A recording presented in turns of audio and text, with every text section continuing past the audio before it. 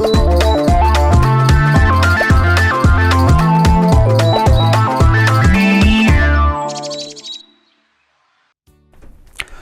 miarabantsika rehetrarehetra ny tokantrano ny tenanay eto amin'ny ekipany météo Madagasikara manolotra anao ny fandaharana météo amin'ity hariva ity.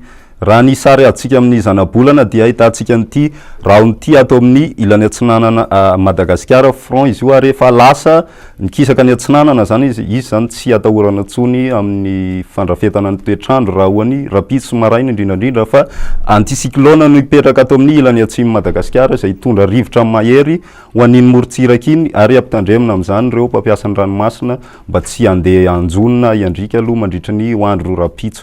Amin'ny ankapobeny raha ny toetrandro voavinavina ho an'ny rapitso maraina dia ahitantsika orana aty amin'ny faritry Majunga aty izay sisany orana izy io ary ahitantsika orana ihany koa any amin'ny faritry ny Nosy sy Sava aty fa amin'ny ankapobeny sakia ibalika ny masoandro amin'ny lanitry Madagasikara. Raha ho an'ny hariva kosa indray dia ahitantsika orana tandrivindraona rakotroka aty amin'ny faritry Menabe sy Boeny ary aty amin'ny faritry Vakinakaratra ipakatra aty amin'ny faritra Anosy. Andraona kosa zany aty amin'ny faritry Menabe sy aty amin'ny faritra Atsimo Andrefana. Ahitantsika orana malefaka ihany koa aty amin'ny faritry ny Atsimo Atsinanana sy aty amin'ny faritry Sava fa amin'ny ankapobeny koa dia mbola ifandimy ihany rano sy masoandro amin'ireo faritra sisa.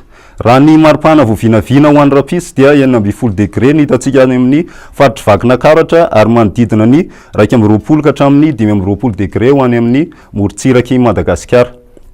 Raha ny maripana voavinavina ho any ambony indrindra kosa dia 30 degré hitantsika any amin'ny faritry Maivatanana sy aty Toliara aty fa manodidina ny 30 ka hatramin'ny 30 degré zany manodidina ny morotsiraky Madagasikara.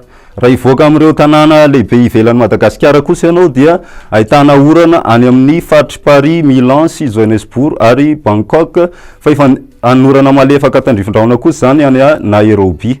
Raha ivoaka amin'ireo nosy manodidina Madagasikara koa dia ahitantsika orana any amin'ny nosy Maurice ary ahitantsika orana malefaka tandrivindraona any Seychelles ary balika masoandro any Comores sy La Réunion. Dia toy izay sy toy izay indray tompoko lasy tompo vavy ny azona roso fa dia mirary soa antsika mandram-piona tompoko.